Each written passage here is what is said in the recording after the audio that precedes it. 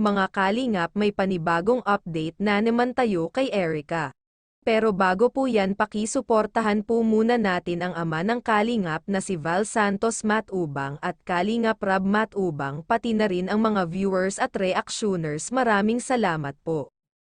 Erica, tuluyan na bang iiwan ang Team Kalingap? Mga kalingap, napapansin nyo ba na mga nakaraang araw ay halos walang vlog ito si Erica? Yun pala ay kadahilanan, ayaw na pala ito magpa-vlog na ni Erica.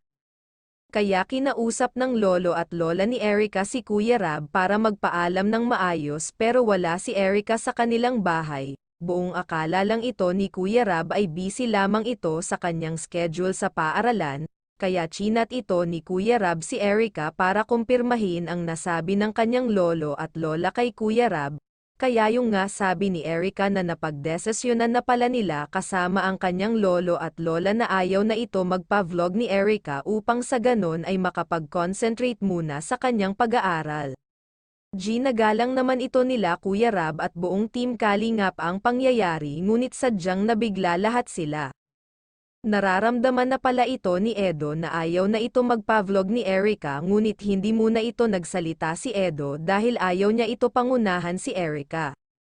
Ginawa ito lahat ni Edo ang kanyang makakakaya para kay Erica at nirerespeto din niya itong desisyon ni Erica, ngunit tuluyan na nga talaga niiwan ni Erica ang Team Kalingap, tuluyan na rin mababawasan ang Angels ng Team Kalingap. Sigurado malulungkot ang Kalingap Angels dahil sa nangyari. Kung kailan sila lalong magiging close, saka naman ito mawawala si Erica sa Kalingap Angels. Nakakalungkot din isipin at wala na tayong mapapanood na Edrica series, pero kailangan natin tanggapin at respetuhin ang kanilang desisyon. Kaya nga ang sabi ni Kuya Rab ay wag naman po natin i-bash si Erica sa mga nangyayari sa ngayon.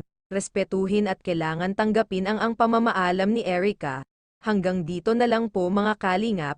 Kung bago lang po kayo sa channel ko, pa like and subscribe my channel. Thank you for watching and God bless us all.